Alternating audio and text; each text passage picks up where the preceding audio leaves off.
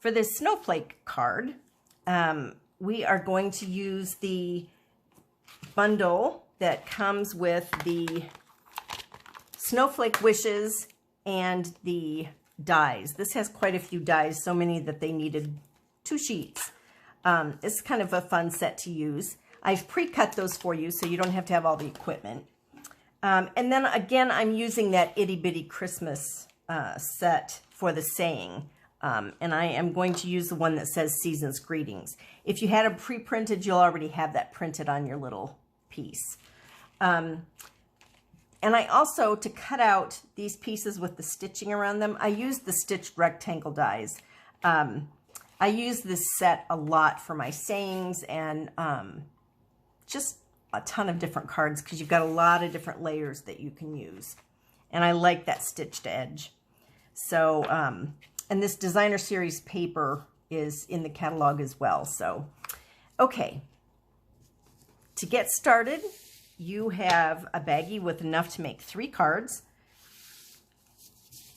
And you're going to fold over the Knight of Navy cardstock for your base.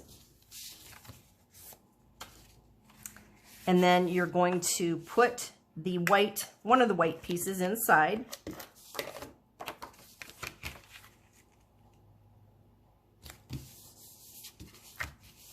And one on the outside. And you can go ahead and, oh, no, you don't need one on the outside. Sorry, just one inside. And then on the outside, you're going to use this little piece of designer series paper. And I've pre-cut it to the size you need. All the size should be listed on your flyers. Put that there. And then I'm going to use the Seaside Spray cardstock that I've pre-cut. And you're going to put that down. And that should be centered on the card. And next, I'm going to go ahead and put my saying so that I make sure I get my snowflake in the right place. So if you've got it pre-stamped, you can just go ahead and adhere it. I did pop this one up, but I'm going to stamp my saying onto the cardstock. And then I'm going to flip that over and put some adhesive, some dimensionals on the back side.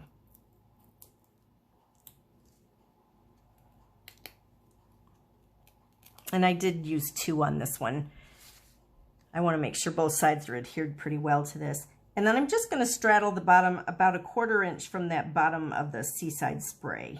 I don't know if you, hope I'm in the camera here. There you go. Just like that. And then I was going to put adhesive on the back that you could just pull off on this, but I decided I liked the look of it popped up a little bit better.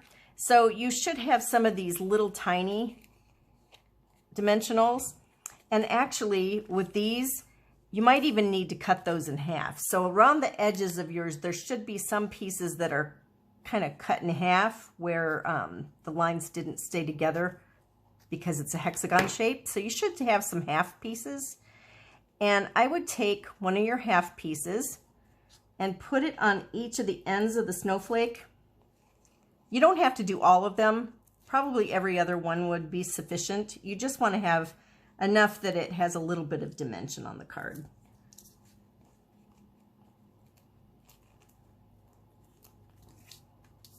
And if you don't want to do this part and you just want yours laying flat, that's absolutely fine. It's your card. So, and then I am going to put one in the middle, and don't worry about it showing in the middle.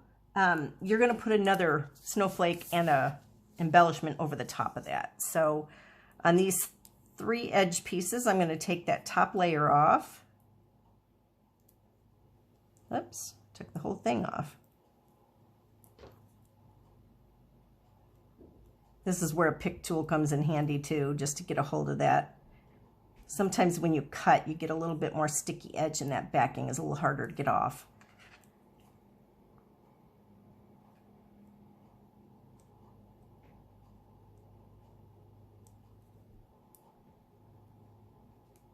Well, I didn't think this was going to be quite this difficult. You guys are probably going to hate that and just want to put it flat. Anyway, okay, we've got those pieces off. And then I am going to stick this down, and you can put it, you know, like this or with those sticking up. Either way, the points of your snowflake. See how that just pops it up a little bit, gives it a little bit of dimension. And then I'm going to use this one, the silver one, with a glue dot. So you're just going to put that glue dot right in the middle and adhere it down. And with this, I did it so that the little flakes, the ends alternated, but you can do it so that they fit directly on top if you want to. I skewed mine just a little bit. And last but not least, you're going to take a piece of these blue glimmering gems and put that right in the middle. So there is your finished card. I hope you enjoyed the kit, and let me know if you have questions. You can reach me at kpeckstamp@gmail.com.